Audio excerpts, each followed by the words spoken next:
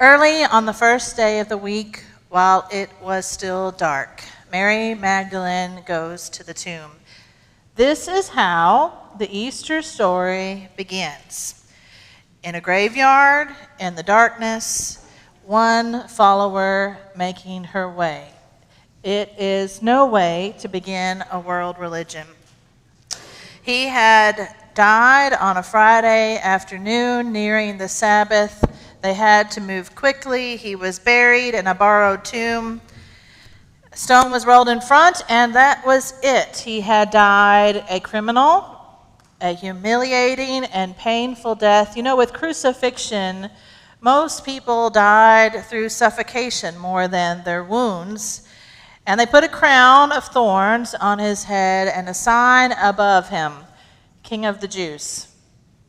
It was a joke, a bad joke. And all those adoring crowds that wanted to know him and be near him last Sunday, they are all long gone. Just about nobody had the courage to stick around to the bitter end. But early on the first day of the week, Mary Magdalene makes her way to the graveyard alone. I'm going to be reading from the Gospel of John in chapter 20, and I invite you to read along with me. Early on the first day of the week, while it was still dark, Mary Magdalene came to the tomb and saw that the stone had been removed from the tomb. So she ran and went to Simon Peter and the other disciple, the one whom Jesus loved, and said to them, "They've taken the Lord out of the tomb, and we do not know where they have laid him." Then Peter and the other disciple set out and went toward the tomb. The two were running together, but the other disciple outran Peter and reached the tomb first. He bent down to look in, saw the linen wrappings lying there, but he did not go in. Then Simon Peter came, following him, and went into the tomb. He saw the linen wrappings lying there, and the cloth that had been on Jesus' head, not lying with the linen wrappings, but rolled up in a place by itself. And then the other disciple, who reached the tomb first, also went in, and he saw and believed. For as yet they did not understand the scripture that he must rise from the dead. Then the disciples returned to their homes. But Mary stood weeping outside the tomb. As she wept, she bent over to look into the tomb, and she saw two angels in white sitting where the body of Jesus had been lying, one at the head and the other at the feet. And they said to her, "Woman, why are you weeping?" She said to them, "They have taken away my Lord, and I do not know where they've laid him." When she had said this, she turned around and saw Jesus standing there. But she did not know that it was Jesus. And Jesus said to her, "Woman, why are you weeping? Whom are you looking for?" Supposing him to be the gardener, she said to him, "Sir, if you've carried him away, tell me where you've laid him, and I will take him away." And Jesus said to her, "Mary." She turned and said to him in Hebrew, "Rabboni," which means teacher. Jesus said to her, "Do not hold on to me, because I have not yet ascended to the Father. But go to my brothers and say to them, I am ascending to my Father and to your Father, to my God and to your God." Mary Magdalene went and announced to the disciples, "I have seen the Lord," and she told them that he had said these things to her. The joy of Easter. Jesus could not be contained by that tomb. The story ends with Mary running to proclaim the very first Easter message, "I have seen the Lord." But the Easter story, always starts in the darkness and the graveyard with Mary walking alone to the tomb. Why does she go? I always ask myself this. Why does she go to the tomb at that time, alone, in the dark? There's nothing she could do for him. The stone was rolled in front. What did she actually think she was going to do once she got there? I'm sure people told her, "Look, Mary, just wait. Just wait a bit, just rest, get some sleep." But as anyone who has ever grieved already knows, grief wrecks your sleep. She probably hadn't slept a wink. Now, I have led a lot of funerals over the years. And one thing I always try to keep in mind is that I think for a lot of people, maybe not everybody, but I think for a lot of people, it's hard to leave the graveyard. And I say this to you this morning, not as a minister, but as someone who has sat in those uncomfortable plastic chairs that sink down into the dirt. And you sit there looking at the fake carpet grass that they put over the mound of dirt beside the casket, as if anything in that moment could somehow lessen the reality of death for you. The minister says some words. You try to listen. You try really hard to listen to what's being said, but it seems like in a flash of a moment, everyone's telling you it's time to go. And you're supposed to get up and leave. Now your head knows. Your head knows you can't stay there in the graveyard forever. But your heart, I suppose I know why Mary goes. Don't you? What does it matter that she goes in the dark? She's already in the dark. And what does it matter that she goes alone? Because there is nothing so lonely as grief. This is where Easter begins. In the darkness of our graveyard, of our despair, our dashed dreams, our disappointments, where hope is gone. Mary goes to the tomb, and when she arrives, she finds it empty. And she runs to go and tell the other disciples what she's discovered, the terrible news. They have taken his body. 2 disciples come running back to see for themselves. I find that shockingly small, actually, that only 2 bother to even go see what has happened. That's how low things have gotten. 2 go running to the tomb. And then we actually get a little foot race, play-by-play of what happens. And Peter gets beat. And the poor guy, if he knew we'd be talking about this story for 2,000 years, I bet he would have run a little harder that day. But Peter gets beat, and now we know it for all time.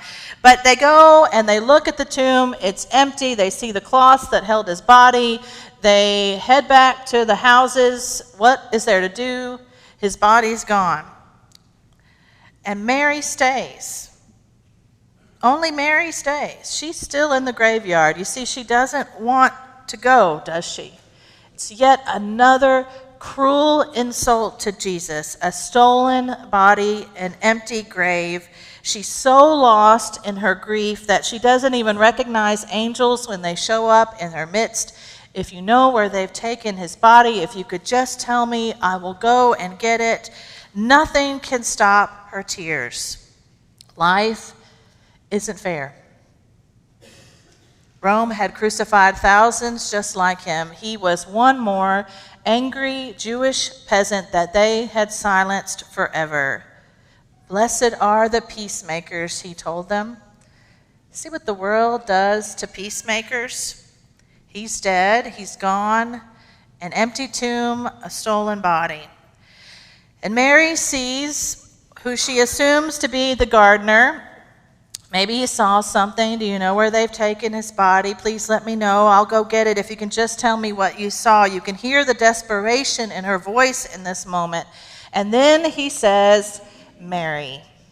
It was just one word, but it was her name, Mary. And she knows. Rabboni, my teacher. Suddenly, she has more hope than she can handle. She found joy in the graveyard of her despair. Or maybe he found her. She goes running to tell the story of resurrection. I have seen the Lord. She found hope in the graveyard. Today is a special day because we get to have 3 young people lead the way by stepping into the waters of faith. And all month long in March, Zach and I had the privilege of meeting with them on Sunday afternoons. I always enjoy this time. And on our last meeting, we had covered what we thought were all the bases, all the details. We'd even come up here and practiced in the empty baptistry. And we asked if there were any questions, and they had really good questions. But one of them asked, why do we so often get baptized on Easter? And Zach and I both had answers. One of us talked about how Easter's the most special day in the Christian calendar, and so that every time Easter comes around, you'll always remember that this is the day that you got baptized, that you claimed your faith as a follower of Jesus on Easter Sunday.